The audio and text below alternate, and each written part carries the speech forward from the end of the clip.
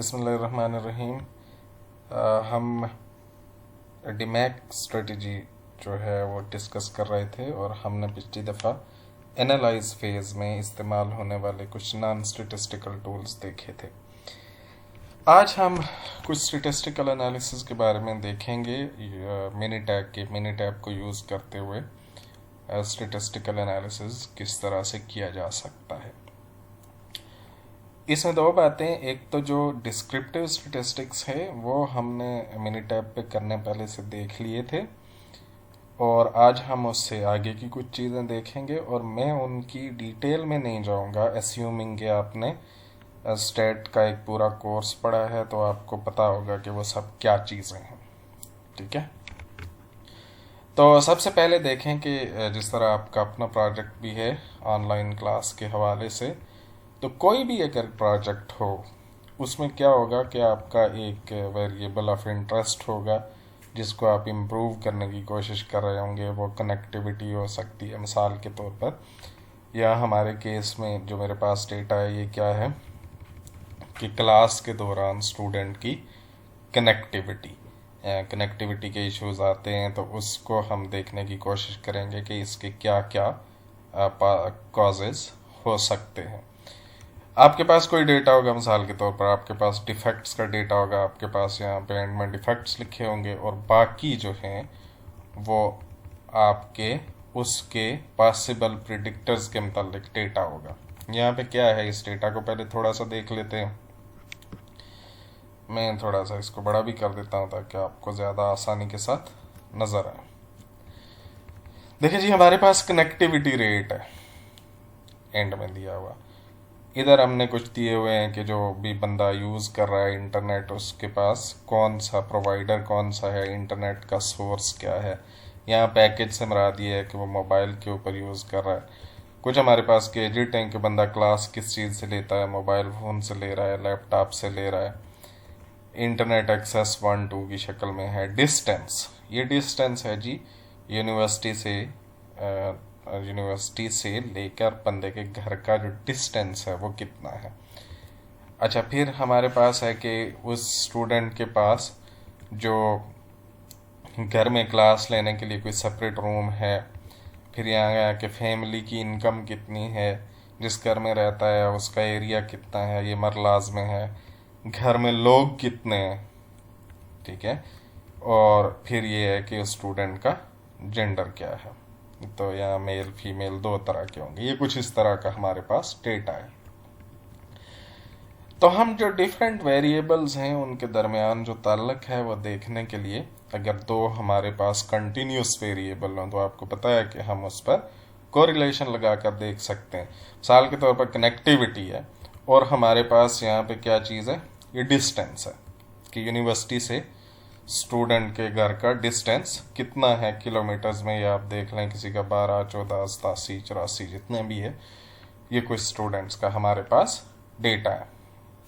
तो हम सबसे पहले ये देखने की कोशिश कर सकते हैं कि क्या किसी के घर यूनिवर्सिटी से हम इस वजह से ले रहे हैं कि ये लाहौर में है, तो जो इससे दूर दूर चला जाता है तो क्या इसका कोई रिलेशनशिप है कनेक्टिविटी के साथ। तो इस कोरिलेशन को मालूम करने के लिए आप स्टैट्स में जाएंगे। ठीक है, बेसिक स्टैट्स में गए और यहाँ पे कोरिलेशन है। ठीक है जी, कोरिलेशन में हम दो चीज़ें कर लेते हैं, कनेक्टिविटी रेट और दूसरी क्या चीज़ है जी कि हम डिस्टेंस होगा। यहाँ पे डिस्टेंस को हम सेलेक्ट कर लेते हैं। इसके बाद हम आप चाहें तो ग्राफ भी बना लें, ये सेलेक्ट कर लें, ऑप्शंस को ऐसे ही रहने दें, हम ओके कर देते हैं। ठीक है, तो ये सेशन जो हमारी विंडो है इसको हम बड़ा करके देख लेते हैं। ये उसने इस तरह से प्लॉट किया है और ये नीचे जो हमें कोरिलेशन नज़र आ रहा है वो नज़र आ रहा है -0.162। इसका मतलब ये हुआ कि अगर डिस्टेंस बढ़ता है यूनिवर्सिटी से तो कनेक्टिविटी कम होती चली जाती है। ठीक है, ताहम इसकी डायरेक्शन जो है वो नेगेटिव है। यह हमें बता रहा है कि अगर एक चीज़ बढ़ती है तो दूसरी कम होती चली जाती है। ठीक है, ताहम इसकी स्ट्रेंथ जो है वो बहुत ही ज़्यादा नहीं है। आप जानते हैं कि कोरिलेशन की वैल्यू -1 से परफेक्ट नेगेटिव से लेकर +1 परफेक्ट पॉजिटिव तक हो सकती है। ये नेगेटिव है, यानी इसकी डायरेक्शन नेगेटिव है, डिस्टेंस बढ़ता है तो कनेक्टिविटी कम होती है, लेकिन ये सिर्फ 16% आप समझ लेंगे एक दूसरे के साथ हैं। ये कोई बहुत ज़्यादा स्ट्रांग कोरिलेशन नहीं है। बहरहाल दिखाने की बात ये थी कि इस तरह से आप कोरिलेशन यहाँ पे देख सकते हैं कि कोई दो कंटिन्यूस वेरिएबल्स के दरमियान मौजूद है या नहीं है। ठीक हो गया।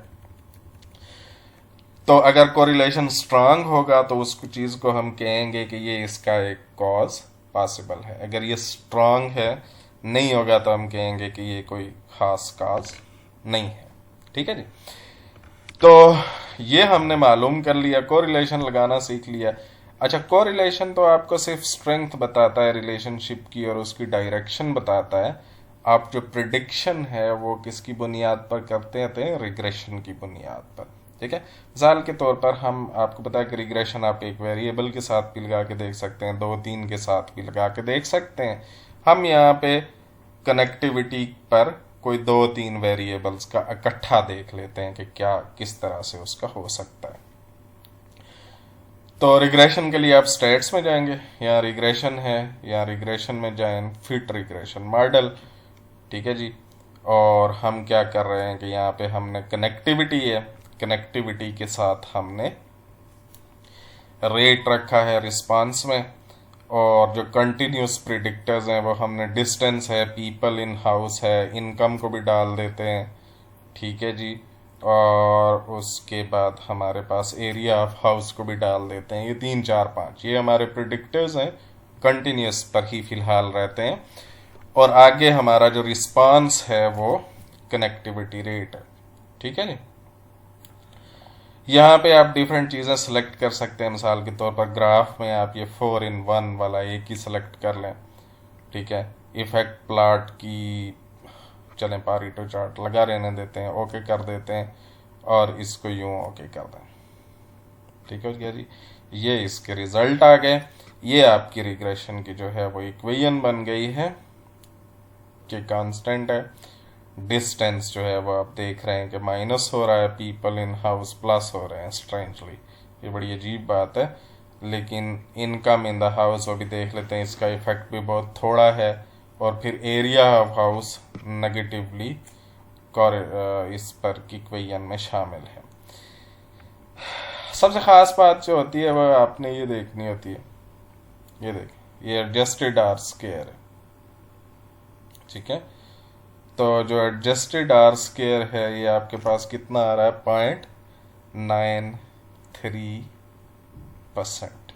ठीक है, ये बहुत ही छोटा, यानी ये चारों चीज़ें मिलकर जो कनेक्टिविटी में सिर्फ 0.93 यानी it is even less than 1% variation को एक्सप्लेन करती हैं। तो हमें ये पता चलता है कि ये कोई हमारा जो मॉडल हमने बनाया है कि ये चीज़ें प्रिडिक्ट करेंगी कनेक्टिविटी को, ये कोई अच्छा मॉडल नहीं है। ठीक है, तो ये सारी की सारी चीज़ें सिर्फ डेमोन्स्ट्रेशन पर्पस के लिए हैं, इनका कोई ख़ास जो है वो अहमियत नहीं है। सिर्फ आपको दिखाना ये मकसूद है कि आप मिनीटैप को इस्तेमाल करते हुए इन चीज़ों को किस तरह से करके देख सकते हैं। ठीक है जी। तो ये रिग्रेशन है, आपने देख लिया। ये रिग्रेशन की इक्वेशन भी बन जाती है। इक्वेशन देखने से भी पता चल रहा है कि कोई ख़ास इन सारी चीज़ों का असर नहीं है। और जो एडजस्टेड आर स्क्वायर की वैल्यू देखने से भी हमें पता चल रहा है कि कोई ख़ास उसका असर इन चार चीज़ों का नहीं हो रहा। इसका मतलब है कि जो बाकी चीज़ें हैं वो पॉसिबली ज़्यादा इस पर असरअंदाज होती हैं। ये यहाँ पे हमारे ग्राफ्स भी बने हुए हैं, इनको भी आप देख सकते हैं। ये तो हमें पता चल रहा है कि जो रेजिडुअल्स हैं वो बज़ाहिर नॉर्मली डिस्ट्रीब्यूटेड हैं और वो होने भी चाहिए। फाइन, दो चीज़ें हो गई। आपने देख लिया कि कोरिलेशन किस तरह से करते हैं और रिग्रेशन किस तरह से करते हैं। अब सारी चीज़ें हमारे पास कंटिन्यूस वेरिएबल्स की शक्ल में नहीं होती, तो हमें बाज़ औक़ात कुछ और चीज़ें भी लगानी पड़ सकती हैं। अच्छा, वो क्या है, किससे होता है, हाइपोथेसिस टेस्टिंग से सारी चीज़ें होती हैं। अब हाइपोथेसिस टेस्ट आप जानते हैं कि वो यानी जहाँ पे आपने मीन्स कंपेयर करने होते हैं या मीडियंस कंपेयर करने होते हैं, कोई ग्रुप्स को कंपैरिजन करना होता है, तो उसके लिए डिफरेंट किस्म के टेस्ट हैं। ये ज़ाहिर है आप स्टैट्स में ज़्यादा तफसील के साथ पढ़ कर आए होंगे, या हम एक बहुत ही क्विक सा ओवरव्यू ले लेते हैं। ठीक है, ये मुख्तलिफ डिपेंडिंग ऑन डिफरेंट सिचुएशंस। अगर आपके पास एक सैंपल है सिर्फ और आप उसको देखना चाह रहे हैं कि उसकी कोई किसी ख़ास वैल्यू से कंपेयर करके देखना चाह रहे हैं, तो डिपेंड करेगा कि आपका डेटा नॉर्मल है। अगर आपका डेटा नॉर्मल है तो आप वन सैंपल टी टेस्ट लगाएंगे, और अगर आपका डेटा नॉर्मल नहीं है तो आप वन सैंपल साइन टेस्ट लगाएंगे मिनी टैब में। आपके पास सैंपल एक है और वो 2 दफ़ा मैयर किया गया, यानी आपने अगर ये किया हो कि आपने पहले कनेक्टिविटी मैयर की, ठीक है, फिर उन्हीं स्टूडेंट का आपने क्या किया, उनको कोई नई डिवाइसेस दे दी, आपने कोई इंटरवेंशन की और उसके बाद दोबारा उनकी कनेक्टिविटी आपने मैयर की, तो इन 2 ग्रुप को आप कंपैरिजन कर रहे हो कि पहले इनका क्या था और जो कुछ हमने इंटरवेंशन की है उसके बाद क्या इनमें कोई फ़र्क आया है। तो ऐसी सिचुएशन में आपका डेटा जो है वो नॉर्मल हो तो आप paired sample t test use करेंगे, और अगर ना हो तो आप one sample Wilcoxon test use करेंगे। अगर आपने कोई 2 डिफरेंट सैंपल्स को कंपेयर करना हो तो आपका डेटा नॉर्मल हो तो आप 2 सैंपल टी टेस्ट लगाते हैं, और अगर आपका डेटा नॉन नॉर्मल हो तो आप मैन विटनेस टेस्ट लगाएंगे। ठीक है, तो ये एक क्विक सा जो है वो रिव्यू था। अब हम ये देखते हैं, मिसाल के तौर पर फर्ज कर लें कि मैं ये हाइपोथेसाइज करता हूँ कि हमारे पास जो स्टूडेंट्स हैं उनका जो है वो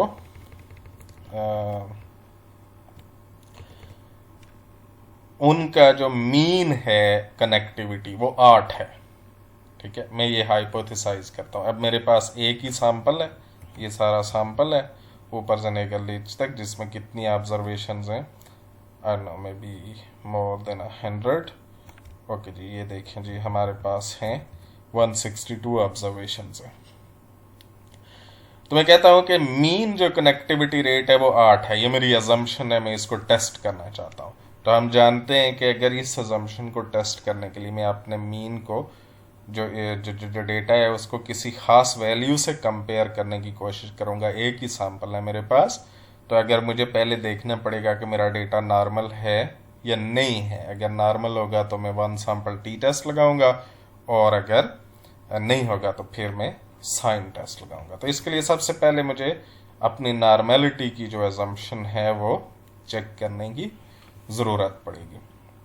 नॉर्मेलिटी टेस्ट लगा के देख लेते हैं जी, किसके ऊपर लगाना है हमने, कनेक्टिविटी रेट के ऊपर। एंडरसन डार्लिंग ही लेने देते हैं या रियान जॉइनर लगा देते हैं, कोई भी।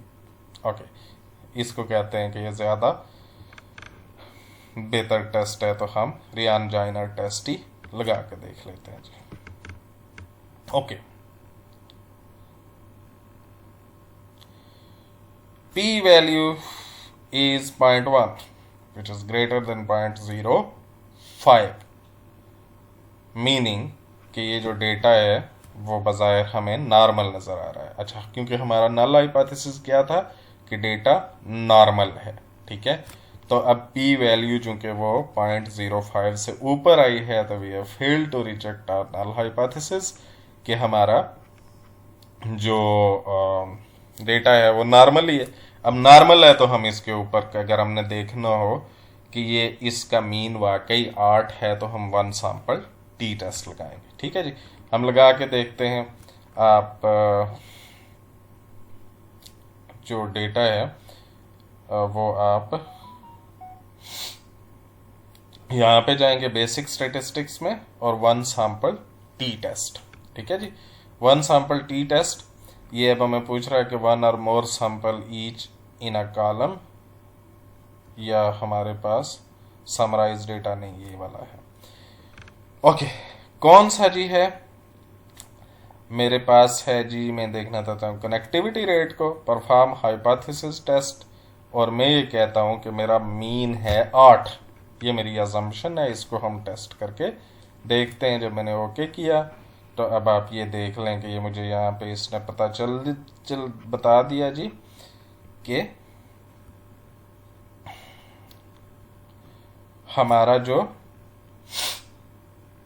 मीन, मेरा नल हाइपोथेसिस था कि जो मीन है वो 8 है, और मेरा अल्टरनेटिव हाइपोथेसिस था कि मेरा मीन 8 नहीं है, इससे छोटा है या ज़्यादा है। ठीक है, तो अब ये मुझे बता रहा है कि पी वैल्यू 0.000 आई है, विच इज़ लेस देन 0.05। तो इसका मतलब ये हुआ कि मैं अब ये कह सकता हूँ कि नहीं, जो मेरा ये मीन है इसका जो ये जो मेरा सैंपल है इसका मीन 8 नहीं हो सकता। ठीक है, ये 8 से छोटा है या बड़ा है, ये यहाँ पे मुझे नज़र आ रहा है कि ये छोटा है, और ये जो डिफरेंस है जो बज़ाहिर नज़र आ रहा है और जो हमारा जिस मीन के साथ मैं कंपेयर कर रहा हूँ ये सिग्निफिकेंट मीन है। ठीक है जी, और आप यहाँ पे देख भी सकते हैं कि जो कॉन्फिडेंस इंटरवल है वो 6.852 से 7.33 से है, which is still less than 8। तो यहाँ पे हम कह सकते हैं कि हमारा नल हाइपोथेसिस जो था वो एक्सेप्ट नहीं हुआ, और हमने अल्टरनेटिव जो हाइपोथेसिस था उसको एक्सेप्ट कर लिया कि मेरा मीन 8 के बराबर नहीं है। अच्छा, ये डेटा तो हमारे पास चूंकि नॉर्मल है, तो इस वजह से मैं क्या कर सकता था, ये डेटा जो है वो नॉर्मल है, तो मैं इस पे टी टेस्ट ही लगाना चाहिए था। लेकिन just for the purpose of demonstration कि अगर ये नॉन नॉर्मल होता तो मैंने इसके ऊपर क्या लगाना था, जो है वो साइन रेट टेस्ट लगाना था। ठीक है जी, तो आप नॉन पैरामीट्रिक में जाते हैं, और ये यहाँ पे one sample sign ranked test है। ठीक है जी, इसको हम सेलेक्ट करते हैं, और यहाँ पे हम डाल देते हैं जी कनेक्टिविटी रेट है, और यहाँ पे मैं टेस्ट का जो है वो मीडियन हाइपोथेसाइज कर लेता हूँ यहाँ पे फिर के वो है जी 8। ठीक है जी, अल्टरनेटिव हाइपोथेसिस मेरा होगा कि 8 नहीं है। अगर ये यहाँ पे आप देखें तो ये भी आपको बता रहा है कि P value less than 0.05, meaning कि हम इस अल्टरनेटिव हाइपोथेसिस को एक्सेप्ट कर लेंगे। ठीक है जी, लेकिन इस पे तो हमें चूंकि ये नहीं लगाना चाहिए था क्योंकि हमारा डेटा नॉर्मली डिस्ट्रीब्यूटेड है। अगर ना होता तो हम ये वाला लगाते, लेकिन सिर्फ आपको दिखाने के लिए ये लगाया है कि इस तरह से आप लगा सकते हैं। अच्छा, ये तो हो गया जी कि जी एक ही सैंपल की बुनियाद पर। अब देखें, फर्ज कर लें मैं ये देखना चाहता हूं कि जिन लोगों के पास, मेरे पास दो तरह के हैं जी, इंटरनेट का सोर्स है, यहाँ पे आप देख लें इंटरनेट का सोर्स आपका दो किस्म का है, या तो वाईफाई यूज कर रहे हैं लोग या फिर पैकेज या मोबाइल फोन का। मैं देखना चाहता हूं कि जो लोग वाईफाई यूज करते हैं या अपने मोबाइल फोन का इंटरनेट यूज करते हैं, क्या उनकी कनेक्टिविटी में कोई फर्क है। ठीक है, तो पहले हमें नॉर्मेलिटी की अजम्पशन चेक करनी पड़ेगी, और दोनों सैंपल को नॉर्मल होना चाहिए। इसलिए पहले हम ये काम करते हैं कि जो कनेक्टिविटी रेट वाला है डेटा, इसको मैं कर लेता हूं अनस्टैक। अनस्टैक करने का मतलब क्या है कि अभी यहाँ पे मेरे पास जो है वो पैकेज वालों का और वाईफाई वालों का एक ही कॉलम में पड़ा हुआ है। इनको मैं दो सेपरेट कॉलम्स में कर सकता हूँ। उसके लिए आप क्या करते हैं कि आप डेटा में जाते हैं और अनस्टैक कॉलम कर सकते हैं। कनेक्टिविटी रेट को मैं ऑन द बेसिस ऑफ ये, आप जिस चीज़ को आप अनस्टैक करना चाह रहे हैं उसको आप कनेक्टिविटी रेट जो है वो वेरिएबल यहाँ पे डालेंगे। मैं आपको डाल के दिखाता हूँ। उसके लिए आप क्या करते हैं, जो कनेक्टिविटी रेट है इसको डबल क्लिक करेंगे तो ये यहाँ पे आ जाएगा, और सबस्क्रिप्ट्स जो हैं वो मैं यूज़ करना चाहता हूँ किस समय, सोर्स ऑफ इंटरनेट होगा किसी जगह पे, इंटरनेट सोर्स। ठीक है जी, अब मैं ये कहता हूँ कि जो दो नए कॉलम क्रिएट करेगा वो मैं एक नई वर्कशीट में भी बना सकता हूँ, और मैं इसी वर्कशीट में मैं इसे कह रहा हूँ कि आखिरी कॉलम के बाद लगा दे। ठीक है जी, ओके। अब ये देखें ये क्या हुआ है, कनेक्टिविटी रेट पैकेज और कनेक्टिविटी रेट वाईफाई इसने पकड़कर अलग अलग कर दिए हैं। इनकी लेंथ भी डिफरेंट है।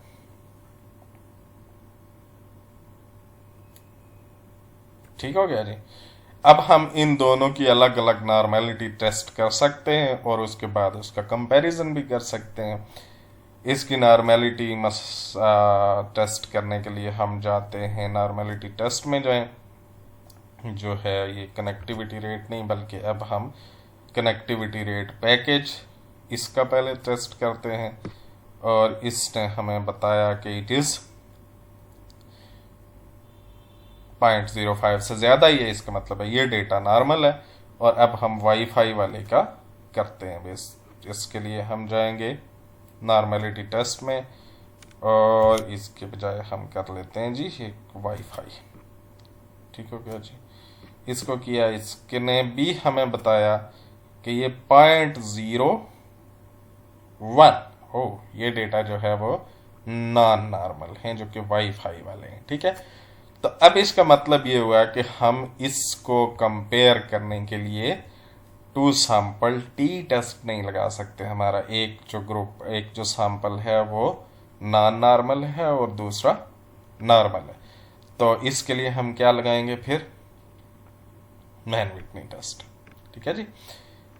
इसके लिए हम अगर यहाँ पे देखें कि टू डिफरेंट सैंपल्स हैं और उसमें नॉर्मल होता तो हम टू सैंपल टी टेस्ट लगाते, और अगर नॉर्मल नहीं है तो हम मैन विटनी टेस्ट लगाएंगे। ठीक है जी। तो हम मैन विटनीज का टेस्ट लगा के देख लेते हैं जी कि क्या होता है। नॉन पैरामीट्रिक में आप जाएंगे और आपको पता चलेगा जी, मैन विटनीज का टेस्ट लगा के देख लें। मैं कहता हूं जी फर्स्ट सैंपल कहाँ पे है, ये connectivity rate package, connectivity rate wifi.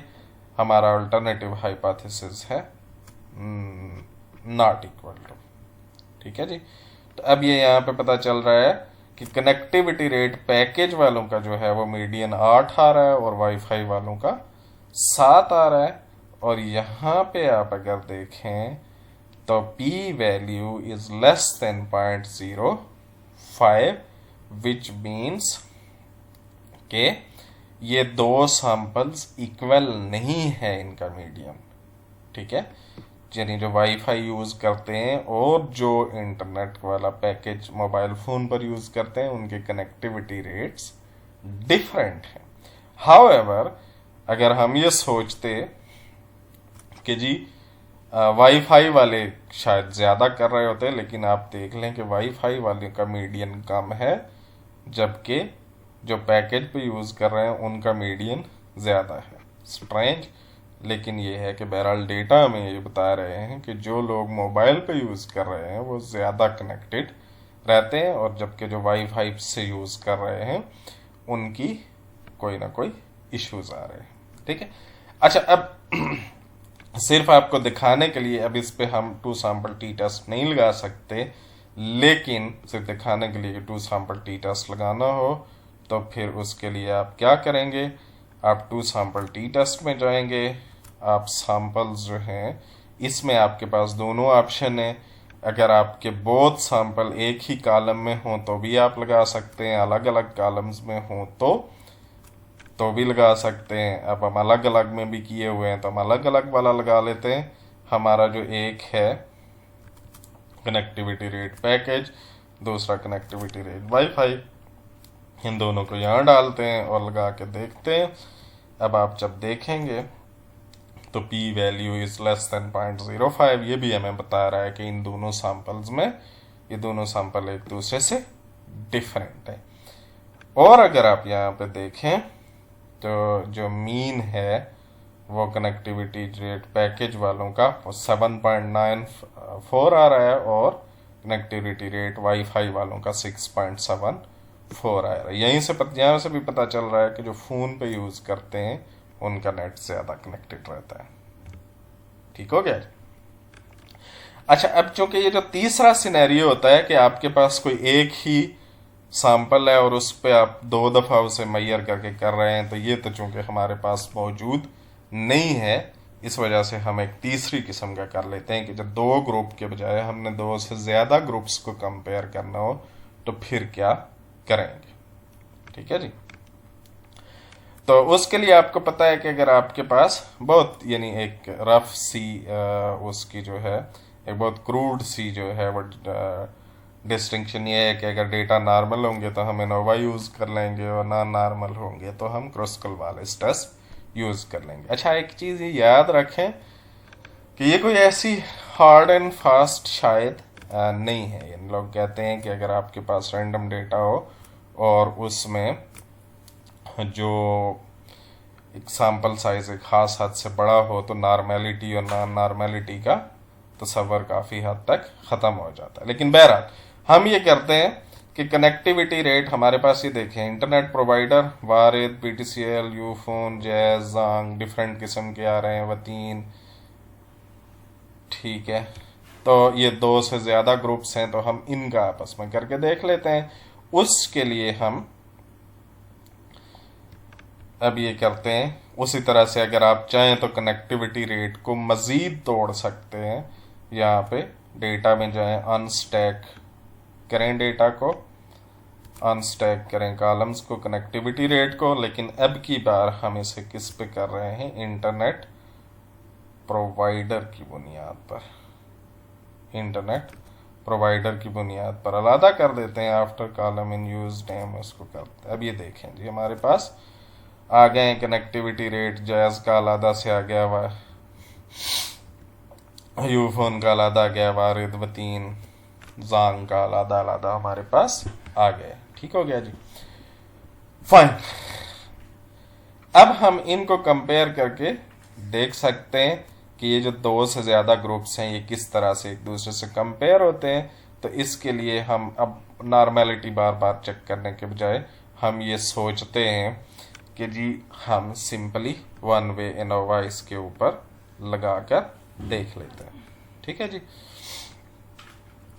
और इसमें भी आपके पास ये देखें, रिस्पांस डेटा एक ही कॉलम वाले भी यूज कर सकते हैं और हर फैक्टर के अलग हैं। हम एक ही कॉलम वाला यूज करते हैं ताकि आपको ये भी पता चल जाए आप रिस्पांस जो है वो हमारा कहाँ पे है जी, ये कनेक्टिविटी रेट है। फैक्टर्स किन की बुनियाद पर हम कर रहे थे, वो इंटरनेट प्रोवाइडर की बुनियाद पर कर रहे थे। यहाँ पे कर लें, बाकी चीज़ें सारी की सारी ऐसे ही रहने दें और इसको ओके कर दें। तो ये हमारे पास ये देखें जी, हमारी अजम्पशन थी कि all means are equal. Alternative hypothesis ये है कि not all means are equal. हमने जो सिग्निफिकेंस लेवल है वो 0.05 पे किया है।